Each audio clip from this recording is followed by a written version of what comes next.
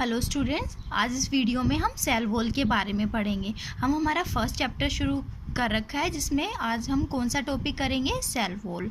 तो cell wall क्या होती है, सबसे पहले हम ये देख लेते हैं कि ये कहाँ कहाँ प्रेजेंट होती है। हमने बात की थी टाइप्स ऑफ सेल की। हमने देखा था कि दो टाइप की सेल होती हैं, प्लांट सेल और एनिमल सेल। तो अगर हम प्लांट सेल की बात करें, कौन कौन सी टाइप की सेल पढ़ रही थी हमने, प्लांट सेल और एनिमल सेल।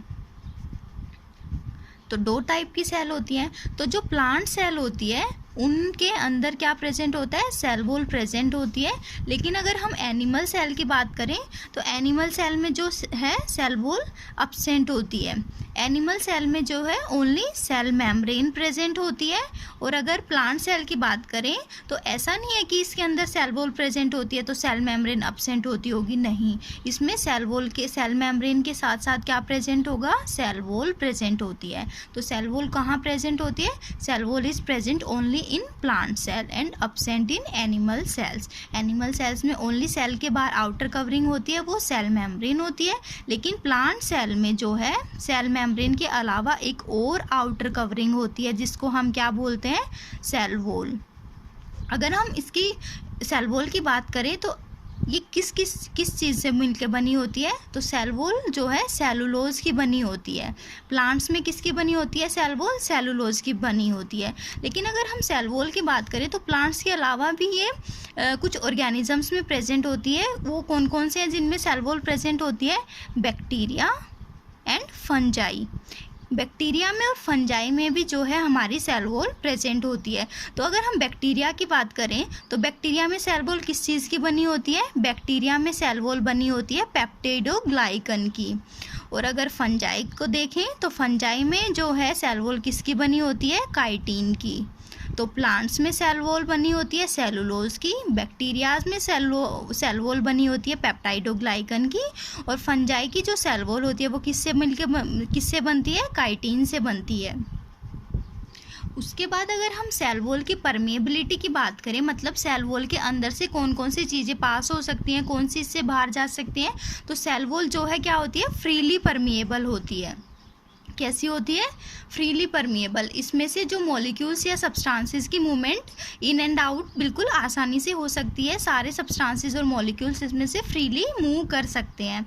तो सेल वॉल क्या हो जाएगी, cell wall is the additional membrane that is present outside to the plasma membrane. Cell wall is in addition to plasma membrane, plant cells have another rigid covering that is called cell wall।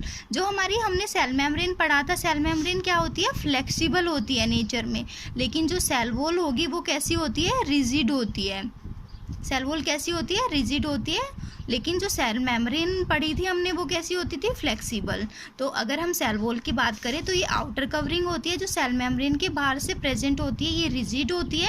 और ये किस चीज़ से मिलकर बनी होती है, किसकी बनी होती है, सेलुलोज की बनी होती है। अगर हम बैक्टीरिया की बात करें तो बैक्टीरिया में सेल वॉल बनी होती है पेप्टाइडोग्लाइकन की, और फंजाई में बनी होती है काइटिन की। सेल वॉल जो है वो फ्रीली परमिएबल होती है। उसके बाद अगर हम प्लांट सेल की बात करें, जैसे कोई ये प्लांट सेल है, ये कोई भी प्लांट सेल है, अगर हम इसको एक सॉल्यूशन में रखते हैं, कौन से सॉल्यूशन में रखेंगे, हाइपोटोनिक सॉल्यूशन में रखते हैं। हाइपोटोनिक सॉल्यूशन कौन सा सॉल्यूशन होता है, हमने पढ़ा था हाइपोटोनिक सॉल्यूशन वो सॉल्यूशन होता है जिसमें क्या होता है, वाटर की कंसंट्रेशन ज़्यादा होती है और सोल्यूट की कंसंट्रेशन इसमें कम होती है। तो यहाँ क्या हो जाएगा, इस सॉल्यूशन में वाटर ज़्यादा अमाउंट में प्रेजेंट होगा कंपैरिजन टू सेल के अंदर जो वाटर की अमाउंट होगी वो कम होगी सेल के अंदर। तो अगर हम सेल को हाइपोटोनिक सॉल्यूशन में रखें, हाइपोटोनिक सॉल्यूशन का क्या मतलब होता है, वो सॉल्यूशन जिसमें वाटर की कंसंट्रेशन ज़्यादा होती है कंपैरिजन टू द सेल्स है। तो जब हाइपोटोनिक सॉल्यूशन में हम सेल को रखेंगे तो क्या होगा, मूवमेंट होगी वाटर की। हमने पढ़ा था ओस्मोसिस में कि वाटर की मूवमेंट कहाँ से कहाँ होती है, हायर कंसंट्रेशन से लोअर कंसंट्रेशन में वाटर मूव करता है। तो सेल के अंदर वाटर की कंसंट्रेशन क्या है, कम है, और वाटर की कंसंट्रेशन सॉल्यूशन में ज़्यादा है। तो वाटर की मूवमेंट कहाँ से कहाँ हो जाएगी, सॉल्यूशन से सेल के अंदर जो है वाटर मूव कर जाएगा।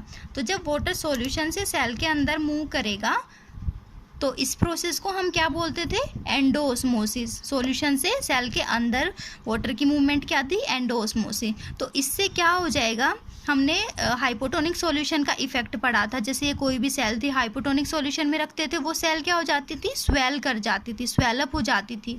लेकिन अगर हम प्लांट सेल की बात करें तो प्लांट सेल के अंदर क्या होता है, एक सेल वॉल प्रेजेंट होती है सेल मेम्ब्रेन के बाहर। तो जब इसके अंदर वाटर जाएगा, पानी जाता है सेल के अंदर, तो जो सेल मेम्ब्रेन है वो फूल जाती है। हाइपोटोनिक सॉल्यूशन में रखते हैं तो जब सेल मेम्ब्रेन के अंदर वाटर जाएगा तो सेल मेम्ब्रेन क्या करेगी, वो सेल वॉल की साइड प्रेशर लगाती है।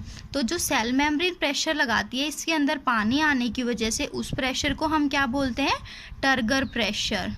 क्या हो जाएगा, टर्गर प्रेशर। टर्गर प्रेशर को हम और भी क्या नाम से बोलते हैं, हाइड्रोस्टेटिक प्रेशर। क्या हो जाएगा, हाइड्रोस्टेटिक प्रेशर। तो ये जो मेम्ब्रेन है, ये कौन सा प्रेशर, टर्गर प्रेशर या हाइड्रोस्टेटिक प्रेशर लगाएगी सेल वॉल की साइड, क्योंकि इसके अंदर पानी जाएगा। तो उसके काउंटर में सेल वॉल भी प्रेशर लगाती है, जिसको हम क्या बोलते हैं, वॉल प्रेशर। तो इस प्रेशर, इधर से सेल मेम्ब्रेन की तरफ से प्रेशर लगता है, इधर से सेल वॉल प्रेशर लगाती है।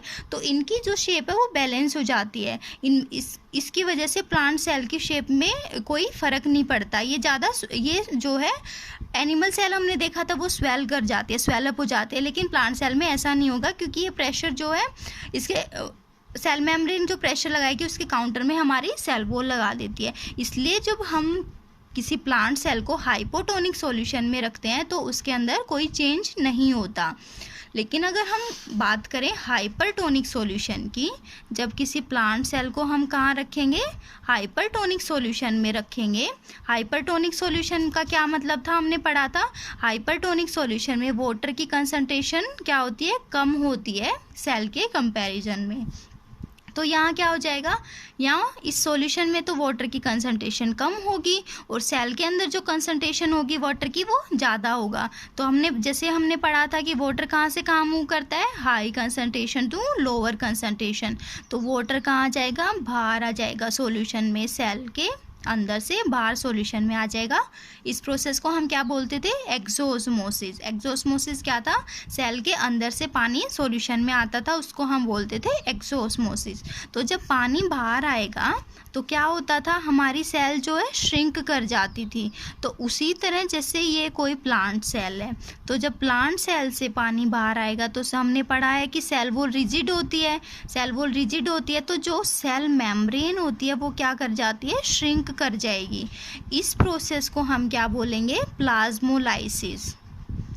क्या बोलेंगे, प्लाज्मोलाइसिस। क्या होता है प्लाज्मोलाइसिस, जब हम किसी प्लांट सेल को हाइपरटोनिक सॉल्यूशन में रखते हैं तो सेल की जो साइटोप्लाज्म होगा वो श्रिंक कर जाता है। इस प्रोसेस को हम बोलेंगे प्लाज्मोलाइसिस। ठीक है, तो ये बच्चों ये था हाइपरटोनिक सॉल्यूशन। जब हम सेल को हाइपरटोनिक सॉल्यूशन में रखते हैं तो एक प्रोसेस होती है प्लाज्मोलाइसिस। प्लाज्मोलाइसिस क्या होता है, श्रिंकेज होता है सेल का, जो सेल का साइटोप्लाज्म है वो श्रिंक कर जाता है और सेल वॉल हमारी एज इट इज़ रहती है, क्योंकि सेल वॉल जो है रिजिड होती है। So student, this was about the plasmolysis. अगर हम अब ब्रीफ में देखें तो क्या हमने अभी क्या पढ़ा है, प्लाज्मोलाइसिस। प्लाज्मोलाइसिस क्या होता है, when a cell loses water through the process of osmosis then the components of cell shrinks away from the cell wall. जो सेल वॉल होती है, सेल होती है, उससे श्रिंक कर जाता है उसके अंदर के components. This phenomena is called plasmolysis. Next point हमने क्या पढ़ा, plasmolysis takes place when cell is kept in hypertonic solution. And जो हमारी सेल वॉल क्या होती है, सेल वॉल डेड सेल होती है, क्योंकि ये बहुत रिजिड होती है। So only living cells absorb water by osmosis but dead cell doesn't. तो ये हमने क्या पढ़ा, सेल वॉल के बारे में और plasmolysis. Let's quickly summarise all this. What is cell wall? In addition to the plasma membrane, plant cells have another rigid covering that is called cell wall. Cell wall is present outside the plasma membrane and it is mainly composed of cellulose. In bacteria it is composed of peptidoglycan and in fungi it is made up of chitin. It is freely permeable. अगर हम functions की बात करें तो क्या function perform करती है, cellulose जो है एक कॉम्प्लेक्स सब्सटेंस होता है और ये प्रोवाइड करता है structural strength to the plants. Plasmolysis क्या होता है, When the cell loses water through the process of osmosis, then the components of cell shrinks away from the cell wall. This phenomena is called plasmolysis. Plasmolysis कब होती है? जब हम plant cell को hypertonic solution में रखते हैं.